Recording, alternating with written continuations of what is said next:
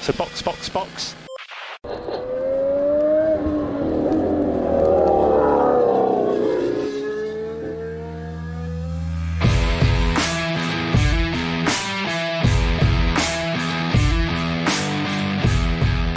Olá, sejam muito bem-vindos a mais um episódio do Box Box Box, o original. Eu sou Aninha Ramos e estou aqui com Felipe Junqueira. É inacreditável, depois de umas 2 corridas muito boas, a gente ter mais uma corrida incrível. Tá ficando difícil de decidir, assim, qual é a melhor corrida da temporada. Fórmula 1 sendo boa uma temporada inteira, tá estranho isso, né? Tô desacostumada.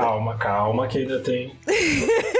Muita coisa pode dar errado ainda. É verdade. O fim de semana em Baku foi cheio de coisas novas, desde a primeira corrida do Colapinto na pista até o Pérez sendo o carro-chefe da Red Bull. Mas foi a vitória do Oscar Piastri com uma manobra corajosa e timing perfeito que marcou as ruas de Baku.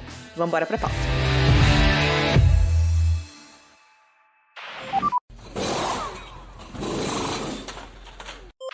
O pódio foi Piastri, Leclerc e Russell. O Russell se enfiou aí no final porque sobrou pra ele, tá? Primeiro pódio com 3 campeões da Fórmula 2. É verdade, esse pódio é bem legal, significa muita coisa, inclusive. O sistema funciona. Mostra bem como é bom dar moral pra esses garotos que tá subindo, né? Em vez de ficar se apegando nessa joia rara aí, nesses medalhões aí que a gente tem, não é mesmo? Exatamente, fora Alonso. É isso.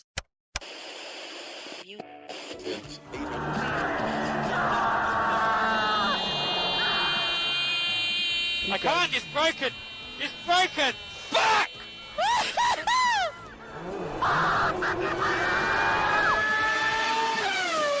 Papaya Cast.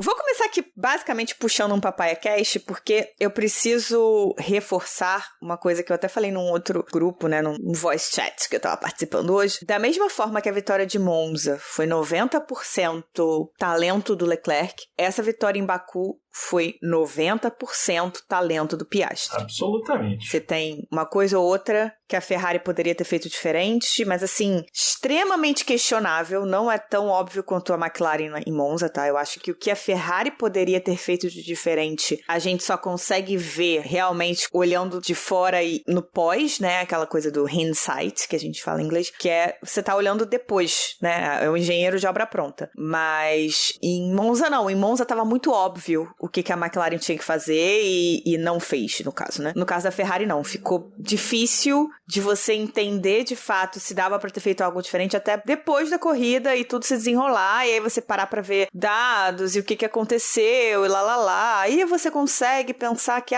podia ter feito diferente. Podia ter feito? Com certeza. Podia ter feito. Sim. Mas podia ter feito agora, né? Exato. É o que você falou. Agora, olhando, realmente, o Leclerc devia ter brigado mais em vez de pensar, ele vai me passar, depois eu vou ficar no DRS dele, passo ele de novo, tá tudo sossegado. Sim, mas, né? Como que ele ia saber? Então, exato. Não é exatamente tão simples. Exato. 90% dessa vitória foi do Piastri. Fiquei meio bolada com o André Stella, porque ele virou e falou, não, porque 50% dessa vitória foi do Norris, porque ele segurou o Pérez. Stella, segura a tua ondinha aí, né, meu amor? Tá tentando fazer um agrado, né? Porque o Norris, esse final de semana, teve um mega azar, cometeu um erro, né? Não vamos também ignorar que ele, na saída da curva 16 ali, ele deu um vacilo. Porém, seria incrivelmente suficiente para ele conseguir passar por Q2, né? Em nenhum momento ali a gente pode falar, porque...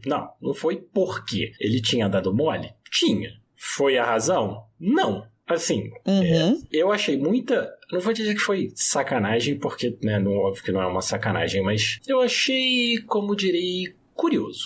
Que o Ocon estava, né, na questão lá com os problemas dele, depois a gente chega na Alpine, mas eu achei estranha a bandeira amarela ali, que pegou o Norris, né? A McLaren questionou, né? Sim, eu achei, eu vi na hora, né, porque eu tava acompanhando o Norris, porque ele tava já na zona, né, eu tava vendo ele, vendo o setor dele e tal, não sei o que, aí piscou a bandeira amarela e depois saiu. Assim, não tô dizendo que os caras estão errados, porque ali, né, é cega a curva e vem todo mundo de pé embaixo, se acontecer alguma coisa é uma senhora de uma porrada. Mas assim, Double Yellows eu achei curioso. por assim dizer. Mas depois eu fui olhar a volta ideal do Norris, né, contra a volta que ele efetivamente marcou. A diferença é 8 décimos. 8 décimos ele passava para o Q2 com absoluta tranquilidade, né? Se fosse 6 décimos, que seja, entendeu? Ele passava tranquilamente pro Q2, porque tinha Stroll, tinha Ricardo, tinha, né, essa rapaziada toda. O Stroll, por exemplo, ficou a menos de 3 décimos na frente do Norris, né? E passou em 15º. Então, obviamente, o Norris teria passado. Azar, ok. Resolveu um baita problema para a McLaren, né? Porque não precisava fazer nada. Da coisa de vamos beneficiar o Norris, porque o Norris se prejudicou sozinho. Então, assim, interessante, bacana. O Norris fez uma boa corrida. Era isso que eu ia falar, ele fez uma boa corrida. Sim, e era uma coisa, né? Porque todo mundo fala, porque aí, como é que o Norris vai fazer isso, vai fazer aquilo? Eu achei que ele fez uma corrida muito boa, especialmente no final. A perseguição e depois a ultrapassagem do Verstappen foi muito boa, porque ele realmente precisou dar tudo que o carro tinha e deu. Ele estava virando mais de 1 segundo na frente do Verstappen ali no final. Foi realmente incrível. Eu acho que talvez deu uma certa confiança para ele, porque ele passou o Verstappen, né? E no rádio, assim, quando você escuta Norris, né? Antes do pit stop, ele me pareceu um pouquinho inseguro com a estratégia. Mas eu achei que no final ele executou muito bem a estratégia e foi recompensado não só com a posição, como depois a gente chega lá com o ponto da volta mais rápida, que o Verstappen certamente ia roubar dele na última volta, né? Sim. Como você falou bem, né? A McLaren acabou escapando de um grande problema entre seus pilotos, porque eles finalmente assumiram que eles precisam fazer, né? Que eles precisam dar prioridade ao Norris, né? Que é o cara que tá lutando pelo campeonato de pilotos. O problema é que eles mesmos criaram, né? Por não ter feito isso antes. Eles mesmos criaram. Não vamos esquecer. É o meme da bicicleta, né? Exato. É o meme da bicicleta. Enfiou o graveto lá no aro da bicicleta e falou, pô, sacanagem. Mas assim, a questão é a seguinte, né? O problema, eu diria que tem pelo menos mais umas 3 corridas esse problema. Depois o Norris não vai ter mais chance de ganhar o campeonato e tá resolvido. Mas tem ainda umas corridas. Singapura, por exemplo, vai ser complicado, porque o carro da McLaren vai andar bem. Imagino que o Norris não vai fazer a mesma, né? Ter o mesmo azar, nem fazer nenhuma bobagem. E aí? E o Piastri vai com uma puta confiança, né? Porque foi uma corrida de gala dele em Baku. O Piastri já é o melhor piloto da McLaren, tá? Sim. Isso não tem nem... Sim, na última corrida ele não foi tão bem, né? O gerenciamento de pneu dele, né? Vamos ver se ele realmente entendeu. Tem tudo isso, mas assim, o malandro deu 30 voltas com o Leclerc colado na bunda dele, 20 voltas com o Leclerc e o Pérez e 10 voltas com o Leclerc, o Pérez e o Sainz. Colados nele. O Leclerc teve de DRS, sei lá, 27 voltas. Sim. Toda volta, o engenheiro do Piastri só falava assim, 07, 06. Na saída da 16, né? Para o Piastri ter noção do que ia acontecer. E assim, eu acredito que o Norris faria um trabalho tão bom? Não acredito, porque ele não passa essa confiança. O Piastri, em nenhum momento, eu achei que o Piastri ia cometer um erro. E eu achei interessante que em nenhum momento, pelo que eu tenho escutado, a Ferrari falou pro Leclerc isso. Tipo, pressiona ele que ele comete um erro. Que é uma mensagem até comum, né? Aperta pra pressionar, não sei o quê, porque o Piastri, quando a coisa tá funcionando, cara, ele é um piloto que parece que tem, sei lá, 5, 6 temporadas já. Sim. Eu acho que a McLaren, ano que vem, não vai ter escapatória, entendeu? Eles vão ter que, sei lá, vamos supor assim, umas 7, 8 corridas, virar pro Norris e falar, amigão, então, temos um novo trabalho pra você. E se forem inteligentes, eles vão fazer isso sem dó nem piedade, não vão ficar igual esse ano, não. Eu acho que eles não vão cometer o mesmo erro. Uma equipe de ponta de Fórmula 1, a Mercedes, eu acho o melhor exemplo disso, né? Quando ela estava muito bem, e até hoje. A Mercedes não comete o mesmo erro. Eles cometem erros, mas eles não cometem o mesmo erro. E essa é a questão. Assim, é aprender a ganhar. E eu acho que a McLaren, com o desastre que foi na Hungria, né, o 1-2 mais trágico da história da Fórmula 1, porque eles ganharam, chegaram primeiro e segundo, dominaram o final de semana e saiu todo mundo puto. Lembra a Áustria 2002, né? Sim, exatamente. A Áustria 2002, todas as vezes que mandaram o Rubinho deixar o Michael passar, Fernando Sverser, não sei o quê, sempre fica um clima ruim. É normal. Monza, eles deram mole. No episódio do podcast de Monza, eu expliquei por que eu acho que eles deram muito mole. E eu acho que ano que vem eles não vão fazer isso. Eu acho que ano que vem eles vão chegar muito, muito, muito, muito prontos e vão olhar e falar, ok, o que a gente vai fazer é X, Y e Z, agora a gente executa. E aí, se isso acontecer, eu diria que os outros vão ter um problema, porque Ferrari e McLaren ano que vem vão ter duas duplas de piloto muito boas. A da Ferrari é melhor porque, né, contém o Hamilton. Mas assim, o Piastri não tem superlativo suficiente para um moleque na segunda temporada fazer o que ele está fazendo. E se o Norris for inteligente, que eu acho que ele vai dedicar o inverno dele igual doido para melhorar tudo o que ele puder, porque senão, ano que vem, ele vai ser o segundo piloto. Sabe que corrida essa corrida do Piastri me lembrou? A vitória do Leclerc em Monza, em 2019. A primeira? A primeira de Monza, né? A segunda dele. Que ele passou a corrida inteira com as Mercedes na bunda dele, e ele segurou o tranco e foi até o final. E Monza é mais fácil de ultrapassar do que Baku. Baku, eu até comentei, né, hoje no nosso glorioso grupo de WhatsApp com os nossos apoiadores. Se você não participa, deveria, porque é muito divertido. Eu até comentei isso. Baku, para uma pista que tem uma reta de 450 quilômetros e entre a curva 16 e a curva 1, o maior período de pé embaixo da temporada inteira, é incrivelmente difícil de ultrapassar. É só a gente ver, né, para quem acompanha a Fórmula 2, o grande, né, rival do Bortoleto pro título, aquela ultrapassagem que o Hadjar errou é clássica de Baku, porque você chega com tanta velocidade, que você não acredita que, tipo, eu preciso frear lá na frente, porque o DRS, principalmente pelo vento, né, que é canalizado ali na reta, faz muita diferença. Então, assim, aquela errada de dar uma fritada no pneu na curva 1 é muito comum. E, cara, é basicamente, se ninguém errar, a única chance de ultrapassar numa pista de 7 km com uma reta de 1 km e tanto. É incrível, mas a verdade é essa. Sim. E eu acho que algumas coisas fizeram muita diferença para a corrida do Piastri, além, é claro, do talento dele. Isso já está estabelecido que o Piastri foi o craque do final de semana. Mas tem duas coisas que eu quero pontuar em relação a, principalmente a disputa entre o Piastri e o Leclerc no final. Final não, né? Na corrida inteira, né? Porque 30 voltas. Enfim, 30 voltas de disputa, e foram 30 voltas de disputa. Não, 30 voltas de DRS quase. O Leclerc só perdeu o DRS quando acabou o pneu, faltava 2 voltas, 3 voltas para acabar a corrida. Exatamente. Duas coisas. A velocidade de reta da McLaren. Mesmo com o DRS aberto, o Leclerc não conseguia chegar o suficiente para passar com segurança, que é o grande ponto dessa curva, né? Sim. Porque não tem para onde ir. E ou você vai sabendo, confiando no que você tá fazendo, ou você vai parar na parede. Ou é Verstappen e Ricardo, né? Um momento glorioso. Mas se você for olhar a diferença de velocidade na linha de chegada, que é quase na curva 1, né? Eles aceleram só mais um pouquinho.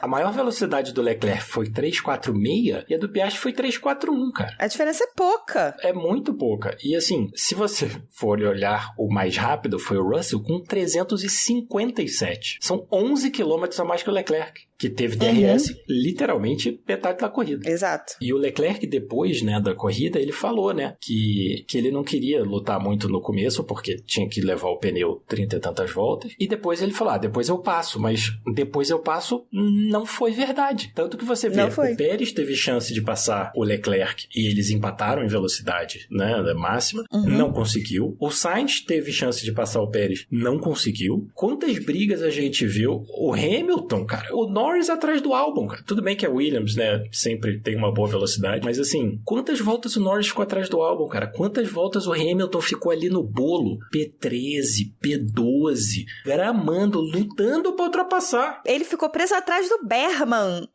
Tempão. Depois ficou preso atrás do Colapinto, depois ficou preso atrás do Hülkenberg, porque não é uma pista fácil de ultrapassar, cara. Porque, basicamente, assim, o piloto que tá na sua frente, ele precisa acertar, né, 100% uma saída de curva, que é a da curva 16. Fora isso, ok. Tanto que, se você vê que o Norris, né, deu aquela segurada no Pérez, que com certeza, né, ajudou o Piastri, mas foi muito fácil, porque naquela meiuca não tem onde ultrapassar. Igual o Magnussen fez em Jeddah, né, com basicamente 10 carros atrás dele, porque naquela parte não tem como passar, cara. Não adianta tentar. Se vai tentar, vai bater. Então, assim... Lembre-se de Verstappen e Russell. Exato. Não, várias. O Verstappen e Ricardo, que eu falei, foi a mesma coisa. O Verstappen desesperado para passar o Ricardo e não conseguia. Mesmo o carro, mesmo com o DRS virado na direção da reta, não vai, porque a pista é essa, cara. E aí, além dessa velocidade reta, que surgiu um questionamento, que aí depois eu falo sobre isso, sobre a asa traseira da McLaren, que sim pode ter muito a ver com a velocidade reta da McLaren. Parece que eles encontraram um detalhe. Não é ilegal, mas sim, acho que a FIA devia estar olhando pra isso. Enfim, depois chegamos nisso. O outro ponto que eu queria trazer é que talvez tenha sido o que ludibriou, vamos dizer assim, a Ferrari, né, nessa disputa, foi o ar sujo. Compara, tá? O stint de médios do Leclerc com Piastri e Sainz, que estavam o tempo todo do stint de médios em ar sujo. Os pneus médios foram embora muito mais rápido do Piastri e do Sainz do que do Leclerc. E sendo que o Leclerc não tava fazendo muita coisa pra... Assim, ele tava gerenciando pneu porque a Ferrari tá sempre gerenciando pneu, mas assim, ele tava fazendo umas voltas muito bizarras, era roxo atrás de roxo, né? E aí eles morreram só no final, assim, na in-lap, né, da volta pra entrar nos boxes, né, que inclusive foi um dos pontos determinantes, foi a in-lap dele que foi lenta porque o pneu já tinha ido pro saco, e a out-lap dele que foi lenta porque ele sempre faz uma out-lap lenta, né, a volta saindo dos boxes para não forçar demais o pneu e acabar estragando o pneu. Sim, que, né, a gente não pode esquecer que é uma recomendação da própria Pirelli, né, de não sair igual o Piastri fez, por exemplo, né, que saiu enlouquecido gastando pneu. E, ok, no caso dele, né, obviamente deu certo, porque, né, o resultado fala por si, mas você gentilmente, né, que eles falam a introdução do pneu, né? Slow introduction. Você lentamente começar a esquentar o pneu, né, que é isso que eles estão falando, né, que é botar temperatura no pneu, é o recomendado. Sim. A McLaren aparentemente ignorou essa necessidade. Essa recomendação, e Piastri ganhou 2 segundos só na outlap, né, comparada com o Sainz e com o Leclerc. 2.1 do Sainz e 2.8 do Leclerc. Então foi uma coisa que fez muita diferença, né? E eu imagino que a Ferrari, né, vendo isso, deve ter pensado, vamos ficar atrás dele, o pneu dele, que ele deu aquela mega porrada já na saída, provavelmente não vai durar tanto, então a gente espera e depois passa por cima dele. Que é um pensamento extremamente lógico e funcional. Exatamente. E que, assim, daria certo em, sei lá, muitas outras pistas. Só que aí quando você olha o que aconteceu com o Piastri e o Sainz versus o Leclerc no stint de duros, que a posição estava invertida, ou seja, o Leclerc era o cara que estava no ar sujo e ficou 30 voltas no ar sujo, e o Sainz e o Piastri eram os caras que estavam com o ar limpo. O Sainz tinha uma distância gigante do Pérez e o Piastri estava lá em primeiro, né? Então, isso a gente não precisa nem falar. O Sainz, no final da corrida, estava com pneus muito melhores do que o Leclerc. No final da corrida, tecnicamente não, né? Ok. O pneu dele tava... nas voltas finais, ali, antes da última volta. Até a volta 49. Exatamente. O pneu do Sainz estava ótimo. Tava ótimo. Então, eu acho que isso também deu uma ludibriada, assim, deu uma enganada na Ferrari. Junto com, sim, a crença que já se mostrou real em outras corridas, tá? De que o ideal é você não forçar o pneu logo que sai dos boxes. Inclusive, foi uma coisa que o Leclerc explicou de por que ele não defendeu tanto, né, mais forte, né, contra o Piastri. Não foi tipo, ai, dei mole. Foi porque ele tava com pneu frio. A ideia sempre é da Ferrari slow introduction, então não forçar os pneus ali no início do stint, né? E ele realmente não acreditou. Ainda teve o fato de que ele não acreditou que o Piastri fosse fazer aquilo exatamente porque tava no início do stint e o pneu ia estar frio. Então, assim, cara, se ele for frear tão tarde aqui, ele vai passar reto, né? Mas aí, eu acho que entra também, a gente não pode esquecer, que entra a inteligência do Piastri, de ver aquele momento e pensar, cara, é agora. Agora é a minha oportunidade de partir pra dentro. Então, assim, eu não vou falar que, tipo, o Leclerc estava errado, porque não acho que estava. Eu acho que a decisão dele de não vou defender com tanta gana, porque depois eu vou ter o DRS e depois eu brigo, faz todo sentido.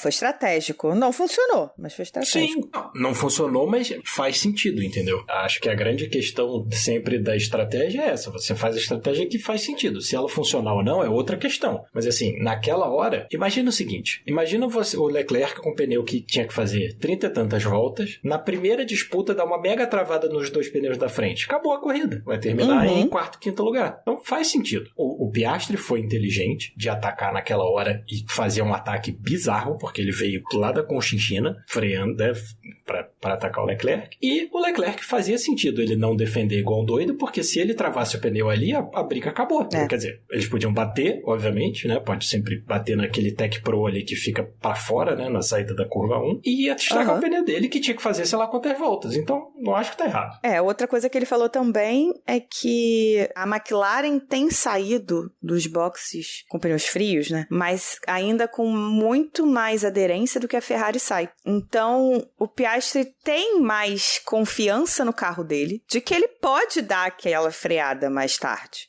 Enquanto o Leclerc com pneus frios olhou e falou assim, eu não posso frear aqui, porque eu vou travar pneu e vou parar na parede. Exatamente. E aí entra, né, as características dos carros. Exato. Eu acho que agora eles saem do cobertorzinho a 70, né, graus. A McLaren, obviamente, dos 70 para a temperatura que eles querem chegar, eles chegam mais rápido, mas sem detonar os pneus. Então, cara, parabéns para eles. Desenharam uma forma de usar, né, a força do carro para aquecer o pneu sem destruir o pneu. Pô, mandaram bem, tudo bem, né? Agora o resto corre atrás. Exatamente. E aí, a gente chega no último ponto da McLaren que eu quero falar, que é a questão da asa traseira. Tem se falado muito da asa dianteira, né? Teve toda aquela discussão, né? Mas o que a gente viu na corrida foi a asa traseira dando uma leve, assim, levantadinha, com o DRS fechado, né? Só pela força do ar, né? Do peso, né? Da pressão do ar no carro. E isso vai levemente contra o espírito das regras. Não está contra as regras, porque é tudo muito bem medido. Bem medido, não. É medido pela FIA. Então, sim, a pressão é mais forte em Baku, provavelmente muito mais forte do que o que a FIA mede. E aí, a asa da McLaren tá dando essa subidinha e abrindo quase que um mini DRS ali, né? É complexo, porque é bem contra o espírito da regra, vamos dizer assim. Mas, dentro das medições que a FIA faz, tá tudo certo. A grande questão sempre é a seguinte, né? Que as equipes de Fórmula 1, o que elas mais gostam de fazer é violar o espírito da regra, né? Porque, né, é aí que tá as vantagens estão sempre aí. Mas, assim, realmente foi estranho, por assim dizer. Foi curioso. Não me incomoda a McLaren estar fazendo esse tipo de tentativa, porque eu acho que todas as equipes fazem, encontrar as brechas no regulamento para ficar mais rápido. Isso é normal. O que me incomoda é ver a FIA, como já fez com a asa dianteira, dizer que não vai mexer em nada esse ano, não sei o que, lá. Porque em outros anos é Technical Directive para lá e para cá. 2022 foi com o FlexiFloor da Ferrari, 2020 eu acho que foi o da Mercedes. No início do ano já se sabia que no ano seguinte não ia ter. Não, eles baniram quase que imediatamente. Tipo, exato. O Russell usou pela primeira vez no teste... Não, o Russell não, o Bottas. Usou pela primeira vez no teste em Barcelona e já rolou, tipo, não precisa nem ninguém perder tempo desenvolvendo porque a gente vai banir. E as asas agora, a FIA falou, né? Não, tá todo mundo... As asas estão todas numa boa, tudo dentro da regra, vamos nós. Não, e ainda falou, tipo, vamos ver pro ano que vem. Tipo, não, cara, define agora. Por quê? Porque vocês não conseguem medir corretamente? Então, olha só, nesse caso aqui, eu acho que é bem claro. A asa não pode abrir, não pode ter espaço nesse nível. Eu até entendo o desafio técnico. Realmente é difícil você, num teste estático, arrumar uma pressão igual de uma reta que você chega a 360 por hora. Ok. Exato. Mas daí a virar e falar, então deixa rolar... Mas como assim? Pô, a gente não vai conseguir fazer cumprir a regra, então vamos esquecer a regra. Outras coisas não foram assim. Então, meio estranho. É isso que pega, né? Tipo, Se em outros casos eles conseguiram fazer e dar um jeito de medir e falar e fazer acontecer, por que agora com a McLaren não tá acontecendo? É isso que me pega. Por quê? Porque eles estão finalmente, né, batendo a Red Bull e o campeonato tá divertido e tal, não sei o quê. Ok, justo, mas aí você faz com que pessoas que estão trabalhando pra caramba... Não, olha só, você não pode usar essa justificativa para não cumprir uma regra. O campeonato tá ótimo. Sim, o campeonato tá ótimo. Pô, a Fórmula 1 tá fantástica. Essa semana que passou, falei com alguns fãs de Fórmula 1 por acaso, e todo mundo, pô, isso aqui, porque tá demais, tá isso, tá aquilo. Concordo, tá demais, o campeonato tá ótimo, mas então por isso vamos esquecer as regras? É meio estranho. Você não pode chegar e falar, não vou mexer nisso, sendo que assim, os outros times não estão fazendo daquela forma, não é porque eles não sabem fazer, é porque não pode. Então, você tem ali um limite de até onde o carro vai, até onde eles fazem uma coisa ou outra. Por exemplo, flexibilidade da asa dianteira. Muitos times não botaram a asa tão flexível como está a da McLaren e a da Mercedes, porque eles entenderam, pela regra, não se poderia chegar nesse ponto. Aí vem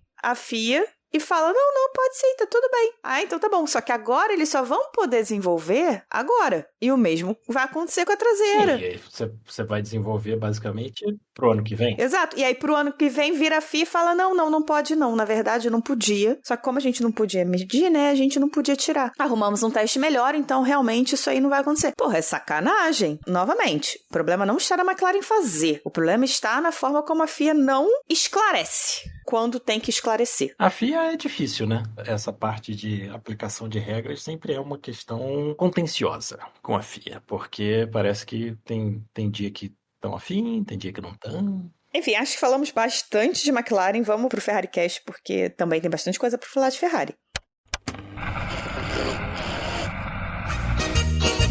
Uma bosta. Competência que chama. Puta que pariu. Ser ferrarista é complexo. Tá difícil ser ferrarista. Foi nada diferente do que a gente já tá acostumado. Ferrari Cast. Baku foi a 4ª pole seguida do Leclerc. É a 5ª se a gente contar a sprint. O cara é um monstro nessa pista. Por isso também que a gente fala assim, além, é claro, né, de tudo que a gente já falou sobre o Piastri, não dá pra dizer que o cara não é bom nessa pista ou que tenha sido uma coisa, que ele tenha feito algo de errado nessa corrida. O que ele fez na classificação foi monumental, ele foi muito bem, que já é o que as pessoas já esperam dele, então quando ele vai um pouquinho menos, as pessoas já acham, meu Deus do céu, porque grandes problemas com o Leclerc. Mas na corrida ele estava com um ritmo ótimo, com um pneu médio, seguiu o Piastri de perto o stint de duro inteiro e, como a gente falou, acabou sendo enganado ali pelo que dava para se fazer com os pneus dentro do ar sujo, né? E também teve a questão do tempo que, na verdade, não foi nem ele que perdeu, mas assim, o Piastri recuperou nas voltas de entrar e sair dos boxes. Então foi tudo muito definido ali. Eu não consigo ver problema no que a Ferrari ou o que o Leclerc tenham feito nessa corrida. Eu acho que a Ferrari podia ter parado o Leclerc uma volta antes, mas é aquilo. Engenheiro de obra pronta. Tô olhando pra isso depois da corrida. Não, dentro da corrida, eu não acho que foi uma estratégia ruim, é porque quanto mais você estende o primeiro stint numa corrida de uma parada só, melhor vai ser o seu segundo stint. Vai ter mais pneu. Então, o ritmo do Leclerc, ele não tinha perdido tanto ritmo assim. Eu botei hoje o gráfico do ritmo de corrida do Leclerc e do Piastri. É quase igual a corrida toda. Não teve aquela coisa de tá rodando 2-3 segundos mais lento. Mas eu acho que a Ferrari vai ter que olhar essa questão das voltas de entrada e saída do box, porque eles realmente perderam um tempo grande e deram a oportunidade que o Piastri aí agarrou com as duas mãos e fez o que fez. Uma outra coisa que eu acho que é legal de se tirar dessa corrida é que, assim, Monza era uma pista de muita velocidade e o carro foi bem. Baku é uma pista que tem uma área de velocidade, mas o resto é de baixa e o carro foi muito bem. Parece que a atualização que eles levaram para Monza realmente deu algum efeito, surtiu efeito e o carro está funcionando melhor. Pelo que eu entendi, a Ferrari e a McLaren estavam pau a pau nessa corrida, não tinha grandes diferenças, foi realmente no detalhe. Então, pode ser que tenhamos uma briga mais legal ainda agora pra esse final de temporada, pra essa perna americana, né? E eu tô empolgada pra Singapura, porque não tem retão. Então a velocidade de reta da McLaren não vai ser tão importante quanto foi em Baku. Em compensação, eu já tô morrendo de medo de Las Vegas. Bom, eu não tô morrendo de medo de Las Vegas. Eu, na verdade, detesto aquela pista, detesto a ideia da corrida. Então, assim, tipo, mas veremos. Veremos. Sabe uma coisa que eu achei muito interessante, eu descobri hoje que eu não sabia, é que a equipe que mais marcou pontos em Singapura é a Red Bull, seguida da Ferrari e depois a Mercedes. Isso é muito estranho. Porque, normalmente, nos últimos anos, a Red Bull tem sido bem ruim em Singapura, né? É isso. A Red Bull tem bons resultados. Tem 4 vitórias, um monte de segundo lugar, um monte de terceiro lugar, então um monte de ponto. Eu achei bem interessante. Tem 4 vitórias, um monte de segundo lugar, um monte de terceiro lugar, então um monte de ponto. Eu achei bem interessante. Bem interessante. Acredito que não vai ser tão bom pra eles esse ano. Não vai. Não vai, principalmente porque se você olhar essa parte, né, da Fórmula 1 desde 2014 para cá, né, desde que começou o híbrido, a Ferrari vai muito bem. A Mercedes, obviamente, né, tinha um melhor carro durante muitos anos, mas a Ferrari vai muito bem e a Red Bull vai muito mal. Acho que ano passado ficou muito claro o quanto é difícil a pista para o carro da Red Bull, que ano passado era um trem no trilho, né? Esse ano que tá um cabrito pulando, vai ser difícil. Vai ser bem complexo. E aí, já que a gente falou de Red Bull, a gente pode falar da pataquada da corrida? Não, olha só, a corrida começou esquisita porque o Pérez foi melhor que o Verstappen o final de semana inteiro. Só isso já é bizarro. O Pérez teve o melhor final de semana dele da temporada, sem dúvida. Finalmente ganhou do Verstappen no qualifying. O Verstappen não conseguiu fazer nada. Ele não passou o Russell. Ele não conseguiu segurar o Norris, que largou de 15º e veio e fez a estratégia inversa. Reclamou do carro um monte. Falou que, tipo, o carro tá fazendo isso, o carro tá fazendo aquilo. Não consigo fazer isso, não consigo fazer aquilo. O final de semana inteiro reclamando. E aí, no final, quando a coisa parecia que não ia ser tão ruim, né? Porque o Pérez estava lá nas cabeças brigando por bons pontos, aconteceu o que aconteceu. Eu tô até agora tentando entender assim. Eu fiquei muito puta, a verdade é essa. Eu fiquei muito puta porque o Pérez e o Sainz conseguiram entregar campeonatos de construtores de bandeja na mão da McLaren. Se o Sainz, principalmente o Sainz, né? O Pérez também. O Pérez fazendo os pontos que ia marcar tá dando uma salvada na Red Bull. Mas se o Sainz chega em terceiro, ou de repente até segundo, porque do jeito que o pneu do Leclerc tava, talvez ele até passasse o Leclerc. Cara, era uma quantidade de pontos muito boa pra Ferrari estar na briga junto com a McLaren, né? E aí, os dois, sei lá, cara, o que eles estavam pensando, porque assim, primeiro eu achei que foi culpa do Sainz. Aí depois eu vi uma aérea, né, que, porra, a lateral do Pérez tocou a roda traseira do Sainz, e aí por isso que o Sainz deu aquela virada, que eu achei estranhíssima na hora também, né? E os dois foram pra parede. O Sainz tava na frente, tava seguindo a linha, né, o traçado. Mas olha só, ele tava na frente, mas o Pérez saiu melhor da curva 2, porque o Sainz perdeu totalmente a frente do carro disputando com o Leclerc. Então, o Pérez saiu atrás do Sainz, mas saiu muito melhor da curva. Os dois tinham DRS, mas o Leclerc tinha chegado pro lado. Então, o vácuo estava vindo pro Pérez. Ele ia estar por dentro na curva 3 e tinha, né, o espaço todo para a esquerda dele, porque tinha a pista toda sobrando para a esquerda. Não tinha nenhuma razão para ele, naquela hora, virar e falar assim, não, agora o Sainz não vai me apertar. Porque o Sainz não ia poder fechar a porta nele, porque o Pérez já estava lado a lado. Então, assim, eu acho que foi culpa do Pérez? Não. Foi culpa do Sainz? Não. O Pérez tinha muito mais chance de evitar o acidente? Sim. O Pérez tinha muito mais razão para evitar o acidente? Porra, com certeza. Porque além dele precisar do resultado, ele ia ultrapassar o Sainz. Era só ele chegar no final da reta. Porque ele podia espremer o Sainz na saída da curva 3 e o Sainz ia ter que recolher. Exato. Foi muito... Cara, foi péssimo. Foi horrível. E jogou fora o melhor final de semana da temporada dele. Jogou fora o melhor final de semana da temporada dele. Olha, realmente Pérez entregou, assim, o campeonato na mão da McLaren. Na mão da McLaren. A gente sabia que isso ia acontecer, a gente já tava prevendo e tal, não sei o quê. Mas não precisava ser tão fácil. E assim, Pérez fez uma boa corrida. Fez. Fez uma ótima corrida.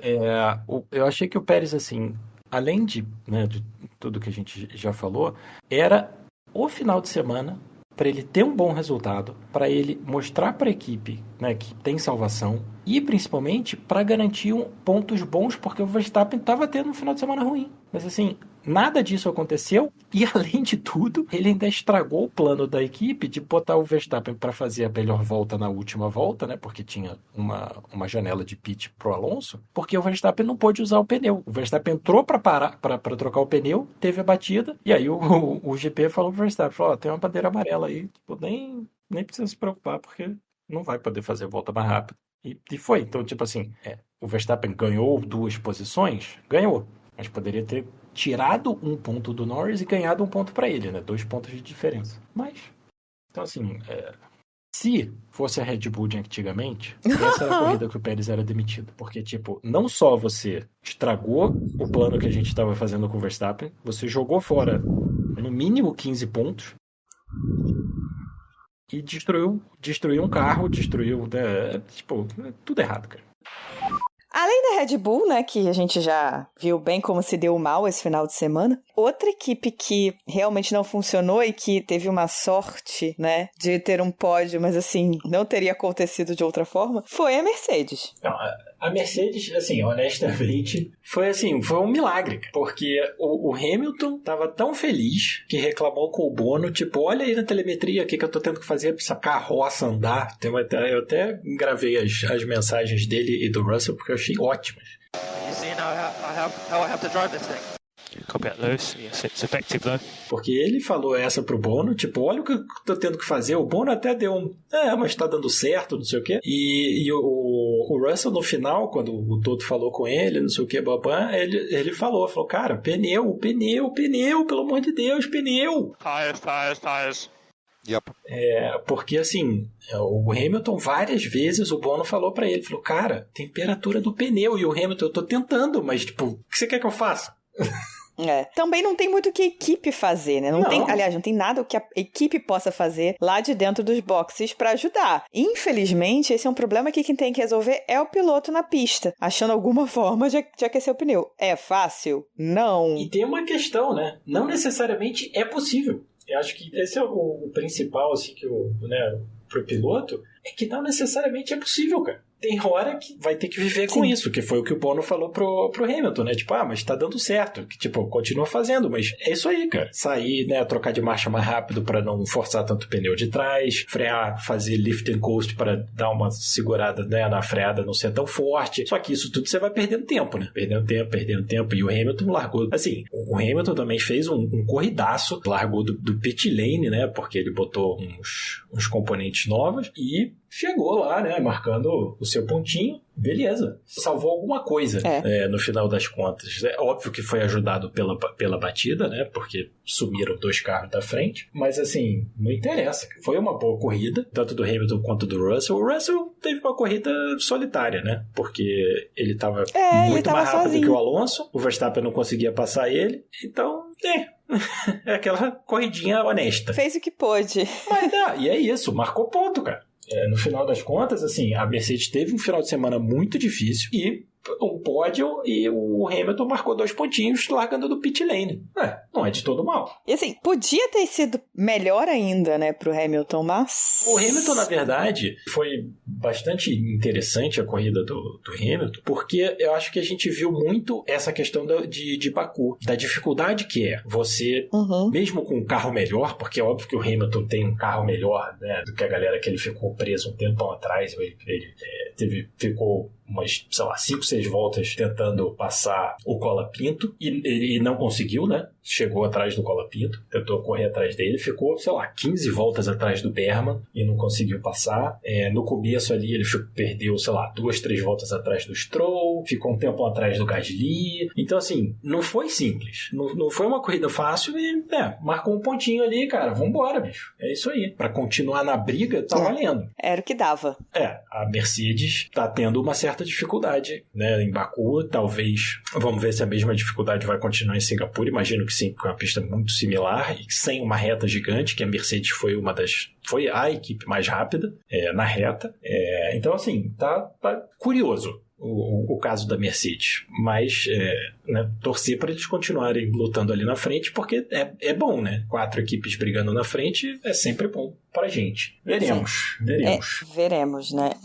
E é importante, eu acho, que frisar que não há muito que a Mercedes possa fazer, aliás, há quase nada que a Mercedes possa fazer para ajudar o Hamilton na situação que existiu, assim, porque na pista a equipe lá da garagem dos boxes não consegue fazer nada, então não tem nada que faça com que o pneu esquente ou esfrie por um comando eletrônico. Temperatura de pneu antes da classificação, por exemplo, que é um dos grandes problemas do Lewis recentemente, tem sido que ele diz que não está conseguindo colocar os pneus na temperatura correta, na janela correta. Ele começa a volta com o pneu ruim, né? Exato. Existe um limite de temperatura para os cobertores de pneu. Então, não tem como ele sair do pit com o pneu numa temperatura maior do que acho que é 70 graus. Pois é 70 graus agora. Antigamente era mais, né? Antigamente você esquentava o pneu até 100 graus e tal, ele saía, quentinho, perfeito, você já saía pronto para atacar. E agora não é assim. E principalmente, que eu entendo das explicações da Pirelli, é que essa diferença faz muita diferença naquilo que a gente estava falando de introduzir a temperatura na parte de dentro do pneu. Porque se você sai cantando pneu, você esquenta a parte de fora, mas você não esquenta a parte de dentro. E aí tem a questão do graining, tem uma questão da integridade do pneu, tem várias possibilidades. Mas essa falta de temperatura no cobertor causa justamente isso, essa necessidade do pneu esquentar por dentro. E aí tem toda a questão de usar a temperatura dos freios, tem Fórmula 1, tem 1000 maneiras de se resolver o problema. Mas no geral estão todas na mão do piloto, né? Exato. A partir assim, eu diria que mais até do que você falou, eu diria o seguinte, na hora que o piloto sai do box para o qualifying, o que a equipe pode fazer para ajudar ele com essas questões, né, de temperatura de pneu e tal? Óbvio que a unidade de potência você pode fazer um monte de coisa, tem todos os eletrônicos, mas assim, com isso é muito limitado, porque você não pode mexer na quantidade fora da asa dianteira, você não pode mexer em nenhuma questão aerodinâmica, você não pode mexer na parte de resfriamento. Então, assim, é muito limitado o que você pode fazer. E numa pista de rua, mesmo com uma reta gigante, o que você vai fazer para esfriar pneu? Não dá para fazer, entendeu? Faz aquela curva assim, faz tipo, ponte curva de 90 graus e uma reta gigante. Pô, não tem o que fazer, cara. Não dá para mudar tanto como você vai usar o pneu. Exato. Eu tô falando disso, né, porque tá tendo muito questionamento, claro, dos fãs, né? De tipo, por que a Mercedes não estaria ajudando o Hamilton nessa situação? Só que, infelizmente, isso eu digo como torcedora da Ferrari e do Leclerc, isso tá na mão do piloto. A gente viu no início do ano a Ferrari com grandes problemas de aquecimento de pneu, o Leclerc tendo muita dificuldade para acertar a temperatura do pneu para poder classificar melhor, que é o que tá acontecendo com o Hamilton agora, e ele simplesmente sentou a bunda no simulador e foi lá, descobriu uma forma que ele conseguiria fazer a outlap dele, né, a volta de saída dos boxes, de forma que esquentasse o pneu da forma correta para ele conseguir classificar direito, porque isso era um problema intrínseco do carro, assim como a Mercedes hoje tem um problema intrínseco do carro, que talvez nem com atualização resolva, porque pode ser uma questão de chassi, suspensão, coisas que não dá para mexer. Era o que eu ia falar, não necessariamente tem solução. Não é garantido que há solução. E aí, que se a gente for ver, é um dos problemas que a Red Bull, por exemplo, está tendo, né? Que é isso. Que assim, nós temos um problema, nós identificamos o problema, nós não temos como resolver o problema. Então, é isso aí, filho. Dirige o carro que tem. Dá teus pulos. Exato. Dá seu jeito, filho. Dá seu jeito. Infelizmente é isso, cara.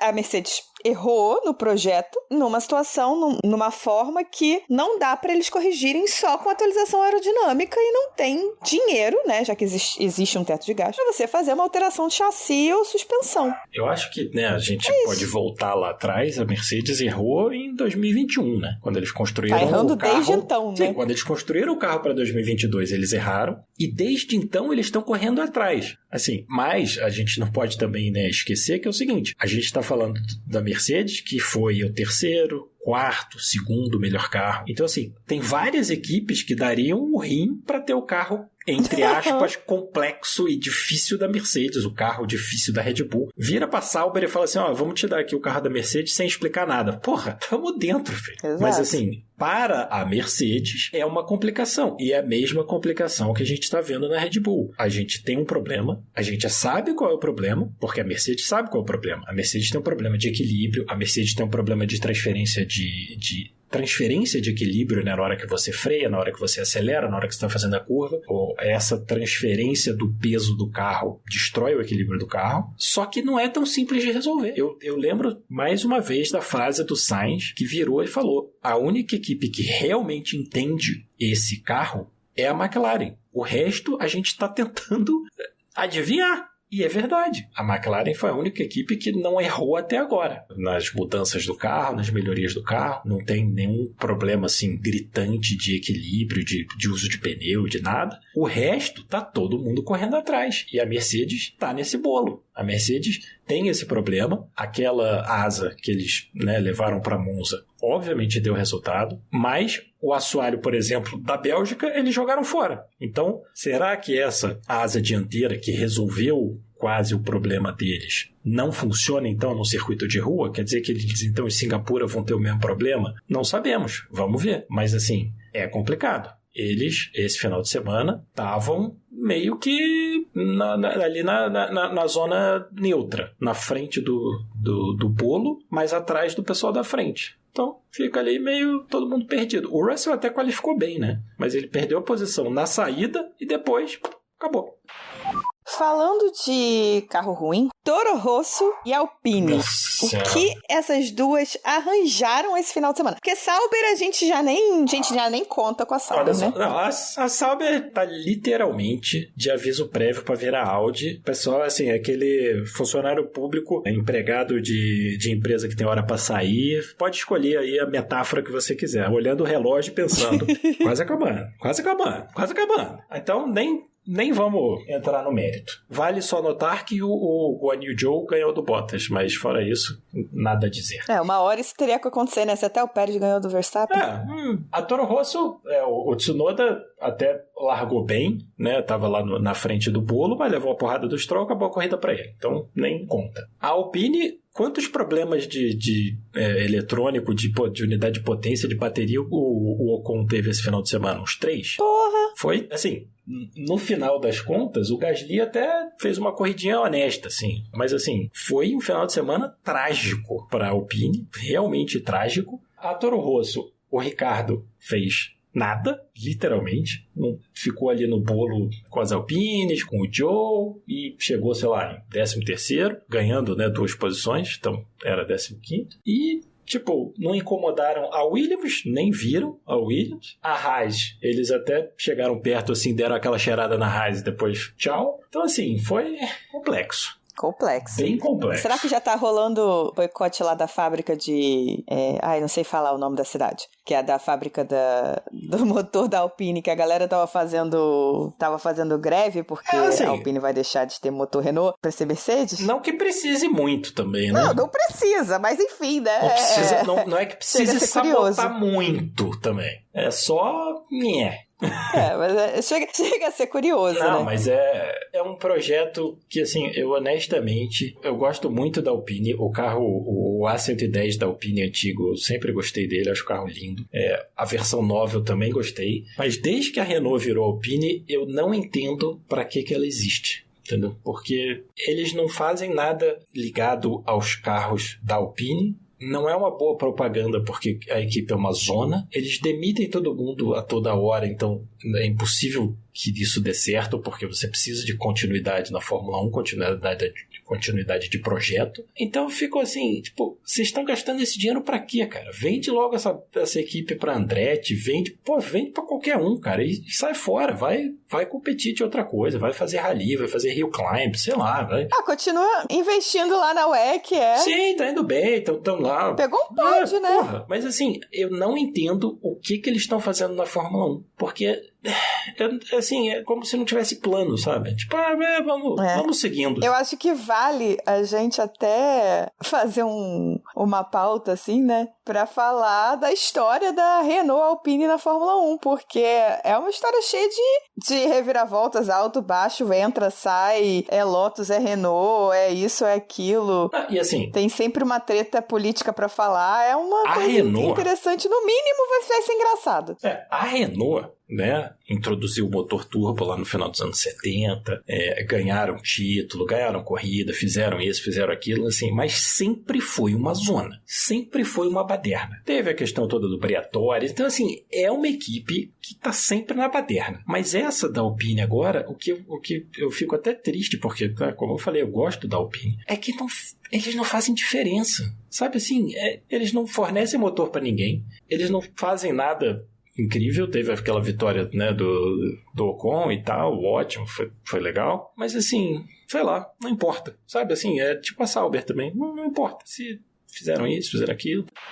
Em compensação, a Williams, que, né, foi ressurgida das cinzas com a compra pelo Dorilton, parece que está num caminho interessante. Pontos com os dois pilotos essa semana. Pontos com os dois pilotos com duas estratégias diferentes. Sim. Porque o Albon começou com o duro, o Colapinto começou com o médio e eles se encontraram no final da corrida nos pontos. Foi fantástico. Sim. Os dois com ritmos super legais, corridas incríveis. O Hamilton fez um post no Instagram, inclusive fazendo questão de realçar a corrida incrível do Colapinto e a do Berman também na Haas, né? Sim, elogiou os dois, falou que estava feliz de ver, né, os talentos novos surgindo, subindo para a Fórmula 1. Falei, o Hamilton ele é outra... Class act, né?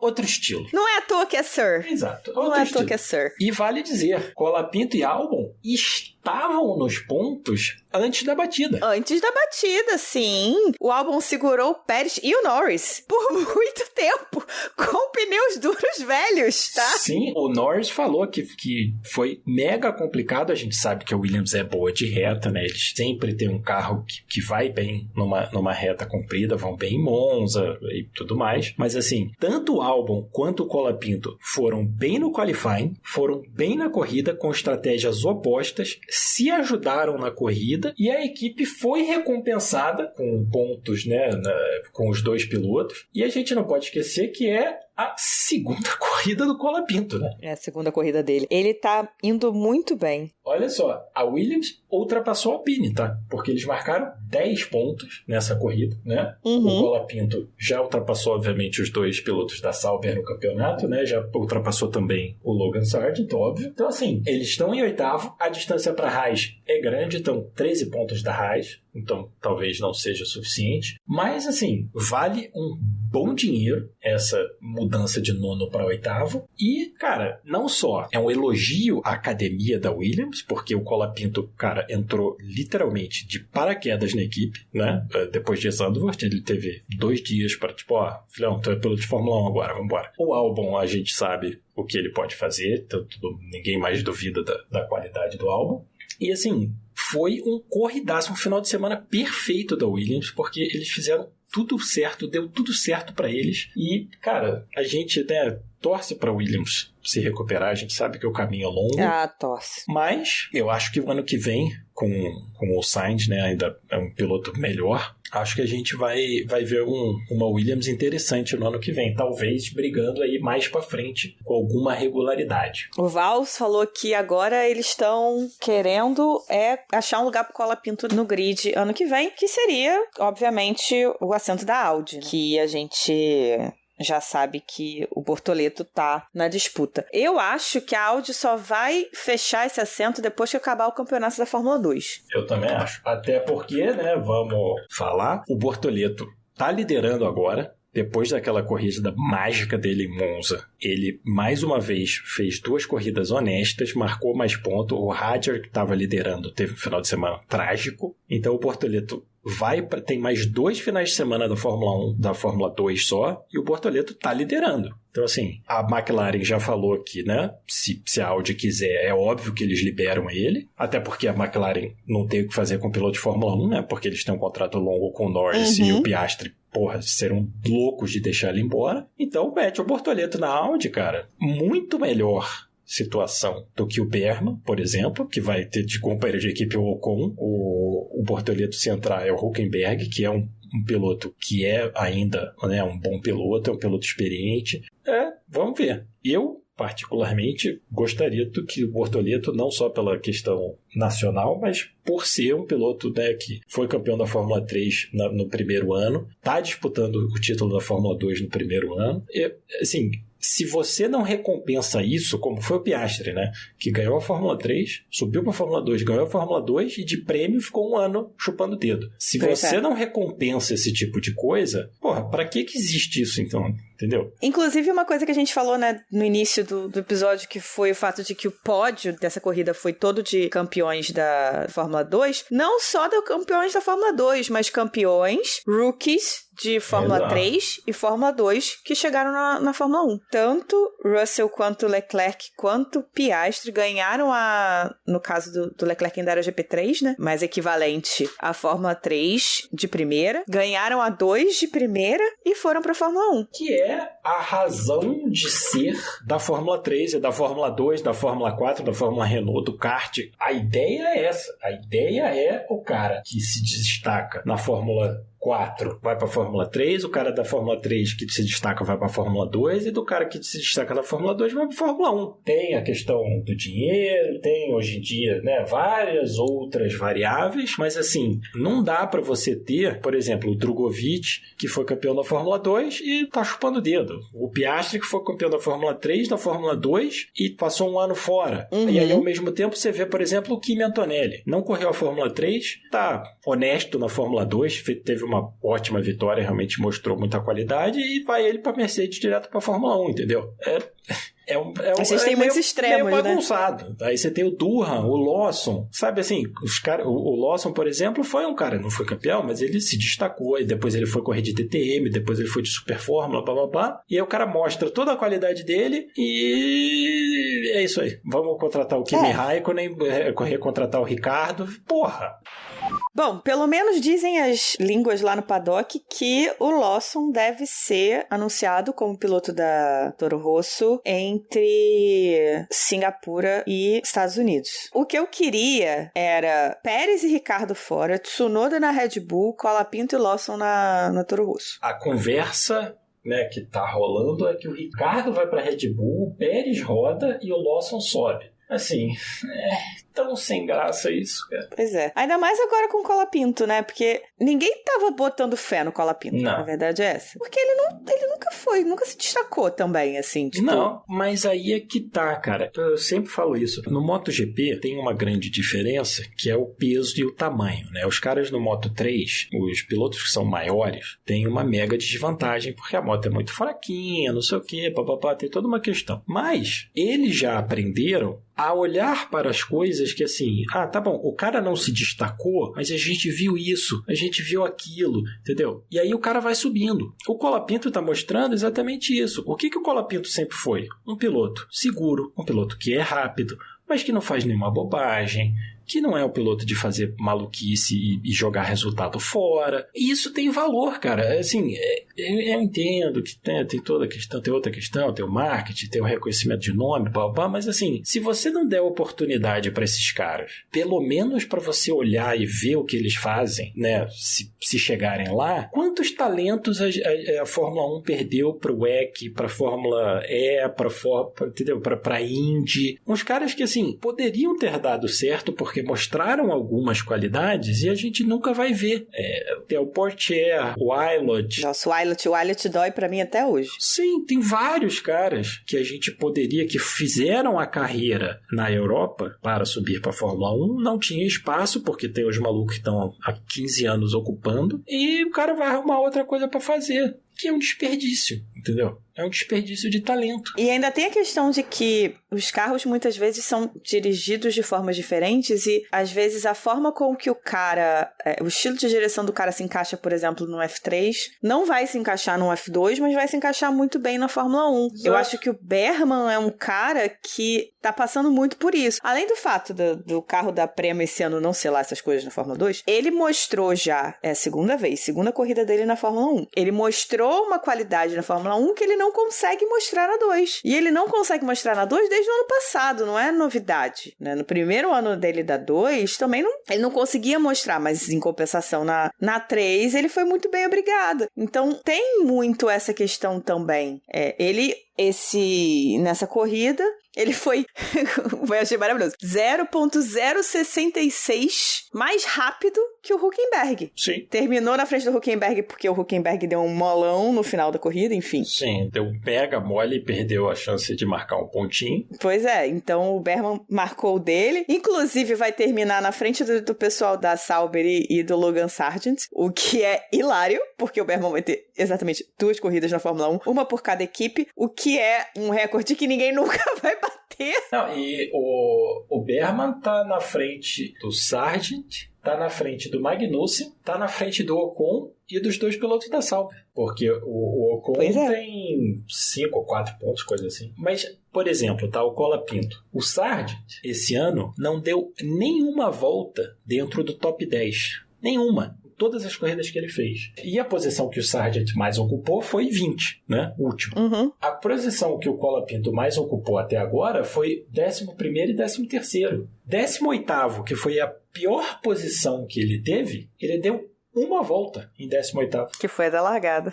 Ele deu uma volta. Ah, pô, o Sargent é dos Estados Unidos, a gente precisa de um piloto, né, estadunidense, não sei o que, blá, blá, blá. Beleza. Mas compara a qualidade, bicho. O Colapinto, repito, o Colapinto foi jogado pra dentro sem nenhum aviso prévio, porque esses caras quando vão entrar na Fórmula 1, faz, né, tem todo um programa de testes. O Kimi Antonelli deu sei lá quantas 1000 voltas de Mercedes já pra se preparar, não sei o quê, e o cara tá fazendo um trabalho melhor que o Sargent fez em 1 ano e tanto. O Berman é a mesma coisa, o Berman foi jogado na Arábia Saudita no carro sem nenhum aviso. Agora a mesma coisa, teve pouquíssimo tempo para se preparar para uma pista super difícil e fez um bom trabalho, ganhou do Hülkenberg. Aí não, vamos continuar com os caras que estão há 30 anos na Fórmula 1, entendeu? Pois é. Tem uma lista que inclusive contém o Hülkenberg de gente que já podia estar fora há muito tempo. Pô, tem vários, cara. Olha só, Bottas, Hülkenberg, Magnussen, Stroll, Ricardo, Pérez, Alonso. Esses caras são quem eles são, entendeu? Não vai sair disso. Tem toda a questão de marketing, disso, daquilo, não sei o quê, mas, cara, no final das contas, é só a gente ver a Red Bull. Red Bull esse ano não vai ganhar o campeonato de construtores, provavelmente, porque resolveu continuar com o Pérez. Sim. Quantos milhões vale essa diferença? Exato. O Slim vai pagar? Provavelmente, mas assim... Se pedir, provavelmente paga, mas... né, ainda, por mais um tempo, eu espero, ainda é um esporte. Pois é, exatamente. De alta performance. Na teoria, tem que entregar para continuar. E assim, Ricardo tá entregando, Bottas tá entregando, fala sério. Pois é. Dito isso, vamos pro nosso melhor pior decepção.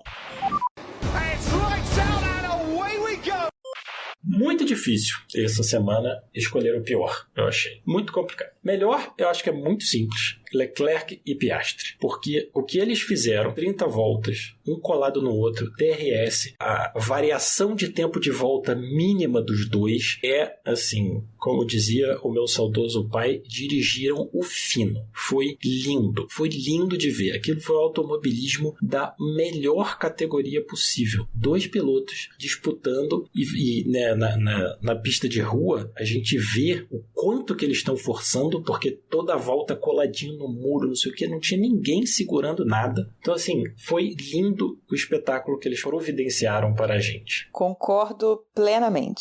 A minha decepção ficou com a Mercedes, porque eu achei que eles iam fazer um pouco mais. O Russell, como a gente falou, ficou perdido ali no bolo, o Hamilton largou do pit e não passou trator em cima de todo mundo, e num final de semana que a Red Bull não rendeu, depois o Pérez contribuiu. Então, assim, eu fiquei decepcionado com o resultado deles, porque eu achei que eles iam brigar mais, entendeu? Principalmente depois do resultado do qualifying do Russell e o ritmo de corrida deles nos treinos estava ali no bolo. Eu fiquei um pouco decepcionado. O pior, eu tive uma certa dificuldade, mas aí no final eu pensei, a Toro Rosso e o Stroll, os 3, né? Ricardo, Tsunoda e Stroll, porque o Stroll não pela batida no Tsunoda, mas porque o Alonso foi o melhor do resto e o Stroll, numa tentativa ridícula no Tsunoda, porque não tinha nenhuma chance daquilo dar certo, acabou com a corrida dele e do Tsunoda. Então, assim, é o tipo de erro que as pessoas sacaneiam o Stroll, não sei o que, mas é o tipo de erro que o cara experiente não pode cometer. Ainda mais com um carro da Aston Martin que funciona de vez em quando só, você não pode jogar fora uma oportunidade que a equipe tinha de marcar ponto com os 2 pilotos. E ele jogou fora numa tentativa ridícula. E é pra ele que o Newey vai fazer carro. Muito bem, Newey. Exato. Muito boa sua escolha. Eu achei também, assim,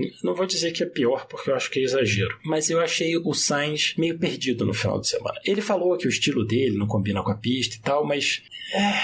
A Ferrari claramente tinha ritmo e até o último avanço dele na direção do Pérez, né, que no final terminou mal, mas teve uma hora que ele estava 10 segundos do Pérez. Depois ele recuperou e tal, ótimo, não sei o quê, mas, sabe assim, eu achei que talvez se ele tivesse um ritmo parecido com o Leclerc, a Ferrari tivesse tido mais opções estratégicas para tentar ganhar a corrida, usando os dois carros. Da forma que ficou, ele ficou meio perdido. Eu achei que a tentativa dele no Leclerc foi idiota, porque ninguém vai passar por fora naquela curva, porque você vai ser espremido na saída, independente de quem é que você está, né, se é seu companheiro de equipe, todo mundo vai espremer quem está fora. E você tem que recolher, porque senão a culpa do acidente é sua. Sabendo que ele tinha acabado de ultrapassar o Pérez, e é óbvio que o Pérez ia vir pra cima dele, e aí depois ele e o Pérez tiveram aquele acidente bizarro. É tipo, sabe assim, não vou dizer que é pior, mas fica ali na interseção, talvez, entre pior e decepção, sabe? Tipo, pô, podia ser mais, né? Podia ter marcado mais pontos. Totalmente desnecessário. E seriam ótimos pontos pra Ferrari numa briga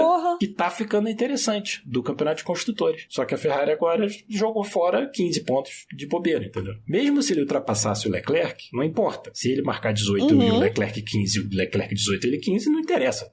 A equipe tá marcando. Exato. Nessa altura do campeonato é isso que importa. E de novo, eu achei que a tentativa dele no Leclerc não valia a pena, porque é impossível que o engenheiro dele não tenha falado pra ele que o Leclerc tá tendo problema com o pneu. Todo mundo sabia, porra. Eu acho que por isso que ele foi. Mas tinha 2 voltas ainda. Sabe aquela coisa do sentir o sangue, sabe? Sim, mas ele é um cara experiente. Não tem como passar por fora ali naquela curva 2, cara. Mas a experiência dele vai até a página 2 quando se trata do Leclerc, né? Pois é, mas... A briga dele com o Leclerc é sempre um negócio mais duro. Mas por isso que eu falei. Não vou dizer que foi pior, porque ele fez uma boa corrida. Mas assim...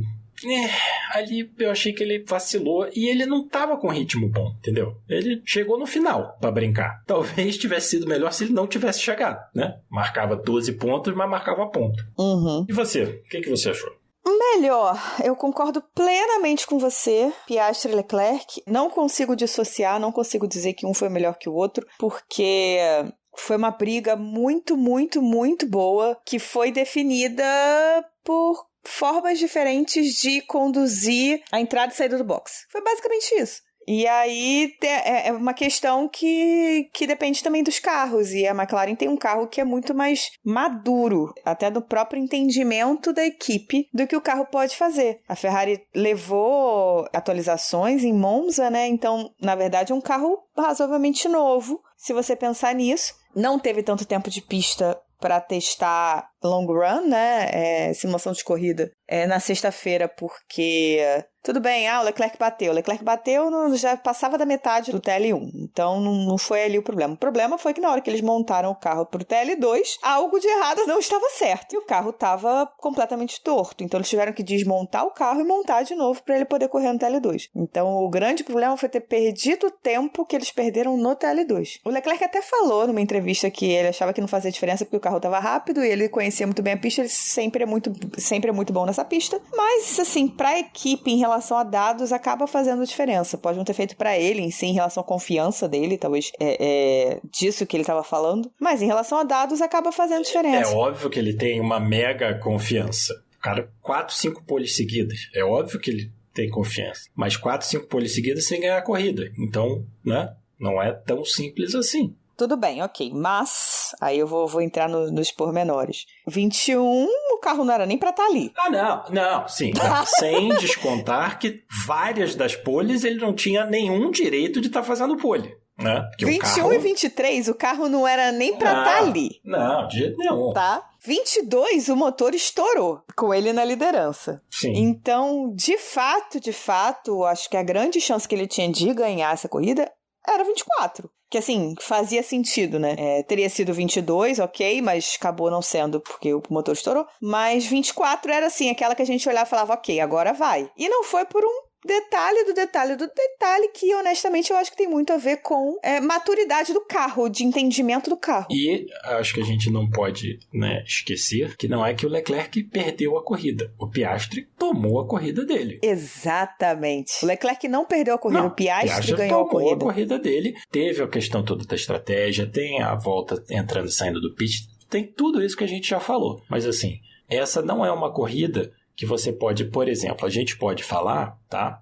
Como a gente falou, que o Norris perdeu a corrida de Monza. Uhum. Ele perdeu a corrida de Monza. Ele deu mole, a equipe tem tudo isso que a gente falou no episódio de Monza, o Norris perdeu a corrida de Monza. O Leclerc não perdeu a corrida de Baku. O Piastri tomou dele a corrida de Baku. Uhum. Mérito do Piastri. Ok. Igual Exatamente. O Leclerc também em Monza tomou a corrida de Monza do Piastri. Exato. E eu acho que precisa também ficar claro que não é porque é mérito do Piastri que existe um demérito do Leclerc. Não, de jeito nenhum. É claro que em outras situações isso pode acontecer, mas nesse caso, assim, nessa corrida, eu acho que tá muito claro que os dois fizeram tudo. Sim. Dirigiram o fino. Sim, foi. Os dois, a corrida inteira foi uma disputa incrível. Lembrou, sei lá, Leclerc e Verstappen no início de 2022. Exatamente. Eu acho assim, não vou dizer que é impossível, porque a gente sabe que, né, hoje em dia tem sempre alguém para ter qualquer opinião na internet. Qualquer opinião é válida. Mas, como a gente falou, o Leclerc e o Piastri dirigiram corridas maravilhosas, só que o Piastri tomou a corrida do Leclerc. Ele tem um carro que é um pouquinho mais confiável, dá para extrair um pouquinho mais do carro, mas ele extraiu. O Norris, por exemplo, não extraiu tanto do carro. Não extrai. Em Monza, ele não extraiu. Em Baku teve a questão toda que a gente já falou, da qualifying, blá blá blá. Fez uma boa corrida, ajudou o Piastri, blá blá blá. Mas assim, o Piastri fez um corridaço e ganhou mérito dele. Teve ajuda, é um esporte de equipe, tudo isso, mas assim, a hora ali de enfiar o carro e falar, vou enfiar o pé no freio e vai parar e eu vou fazer a curva, é ele sozinho. E foi isso que ganhou a corrida. E, aliás, o Leclerc ganhou o segundo lugar. Além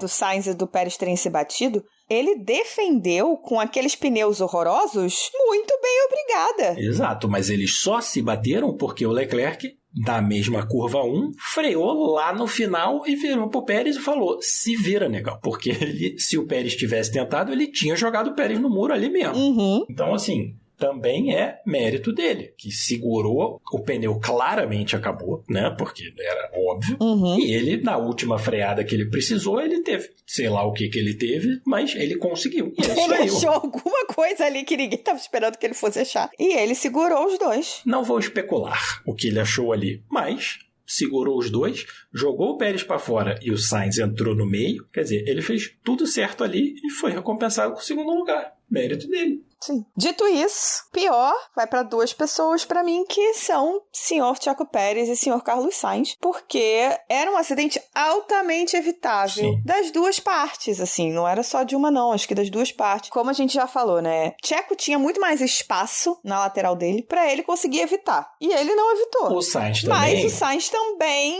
Não, assim, aquela reta ali, ele tem que chegar um pouquinho pro lado, né? Porque a reta é torta. Mas, né, é o que eu falei. Na minha opinião, é o seguinte, a parcela de culpa do Sainz foi ter se afobado, ter tentado ultrapassar o Leclerc num lugar que não ia rolar, porque não ia rolar, e aí criou a situação, porque se ele faz a curva 2 atrás do Leclerc, usa o DRS, cola no Leclerc, não sei o que, espera a reta e passa o Leclerc, porque o Leclerc não ia ter pneu na 16 para sair para a reta. Era ridículo, faz a volta inteira atrás do Leclerc, coladinho nele, meio segundo na curva 16, passa ele antes de entrar no DRS. Se afobou, e aí deu no que deu. Sim. É porque quando Sainz e Leclerc, quando é um e outro, é tipo cheiro de sangue, sabe? Tubarão no mar sentindo cheiro de sangue. E o Sainz, principalmente, ele perde muito a cabeça, cara. Ele perde muito a noção. Pois é, mas não é mais a briga do Sainz, cara. Ele tá indo pra Williams, nenhum dos dois vai ganhar título esse ano. Ele tá indo pra Williams, relaxa, filho. Pois é. Enfim, pra mim, esses dois aí vacilaram, dois vacilões que deram o campeonato de construtores na mão da McLaren. Eles podiam suar um pouquinho mais pra conseguir, mas não, pronto, já tá lá. E agora, mano, vai ser velocidade cruzeiro, porque até o final do ano tem Singapura que Red Bull notoriamente vai mal. E a McLaren tem tudo pra ir muito bem. né? Tem México, que não é uma pista tão simples, principalmente por causa da altitude, do ar rarefeito.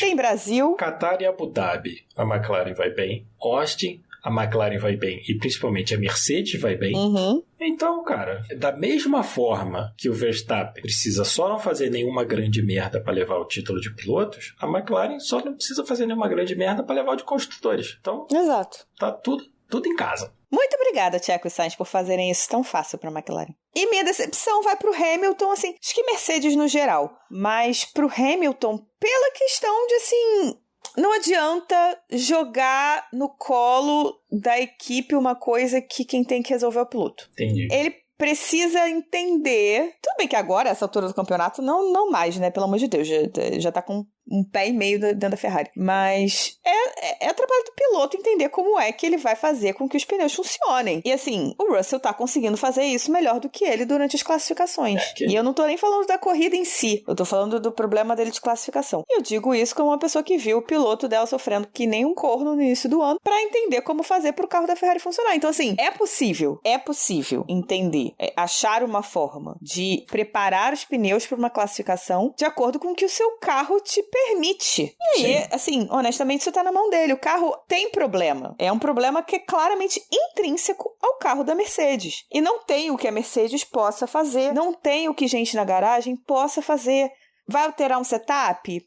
Ok, mas não vai resolver o problema. Pode dar uma minimizada em certas pistas e tudo mais, mas não vai resolver o problema. Então ele precisa entender o que ele precisa fazer para os pneus funcionarem melhor. Infelizmente é isso. E aí chega no ponto que assim, não adianta jogar pra equipe, cara. Eu acho que o rádio dele pro Bono, falando assim, olha só o que eu tenho que fazer para isso funcionar, é importantíssimo. Tá? Mostra bem como tá difícil. Exato. E assim, olha, tá vendo?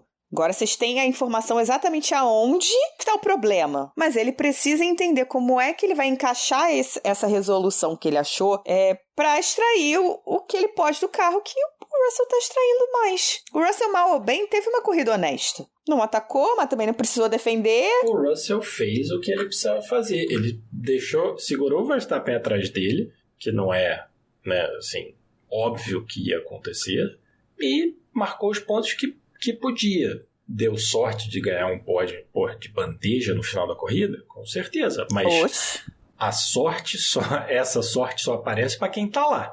Entendeu? Exato. Só aparece para quem tá lá até o final para brigar. Então, assim, é isso aí. Exatamente. So box. Então é isso, chega por hoje. Temos Singapura ainda essa semana. E depois temos um mês sem corrida. É muito estranho isso, né? Pois é, vai ter a mesma bizarrice ano que vem, só que ano que vem, se eu não me engano, vai ser mais cedo. Agora eu não lembro. Eu lembro que eu olhei o calendário e falei, que esquisito, vai ter um buraco aqui no calendário. Mas não vai ser tão ruim, né? Então, é isso aí. Vamos seguindo. Vamos aproveitar essa última aqui. Exato. Aí tem um hiato e aí vem a perna americana, várias corridas à tarde e Brasil, né? Brasil! Exatamente. Estaremos lá. Brasilzão vai ter sprint de novo, né? Que é sempre bom. Vai ter sprint. Será que vai ter Bortoleto e Drogovic no treino livre? Seria bom, né? Eu acho que seria bem legal, viu? É sempre uma oportunidade, né? De você fazer um bonito pra torcida local, né? Não custa nada, né? Seria legal. Esperemos. Então chegou aquela hora legal, maravilhosa de agradecer aos nossos queridíssimos apoiadores, porque sem eles não estaríamos aqui.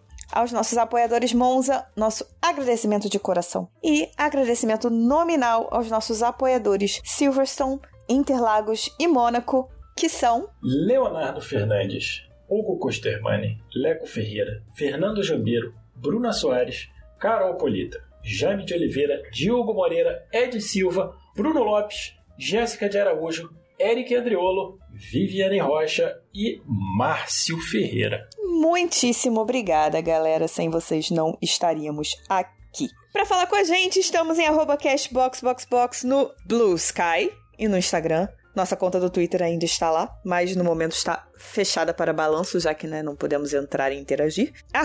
@BoxBoxBoxPodcast no YouTube, onde vocês podem encontrar os nossos episódios e é por onde a gente faz as nossas lives. E podcastboxboxbox@gmail.com é o nosso e-mail e a nossa chave do Pix. Então, se você quiser mandar uma mensagem maior do que, agora eu não lembro quantos são caracteres no Blue Sky, ou mandar pra gente um faz-me rir aí pra ajudar, sempre bem-vindo. É por esse endereço, podcastboxboxbox@gmail.com. Não se esqueçam também de avaliar o nosso podcast no seu reprodutor de áudio da melhor forma que ele permitir. Thumbs up, 5 estrelas, pontos, enfim, o que ele deixar, tá bom? Para aumentar o nosso engajamento. É isso, nos vemos semana que vem, depois do GP de Singapura. Beijos e box. É isso aí, box.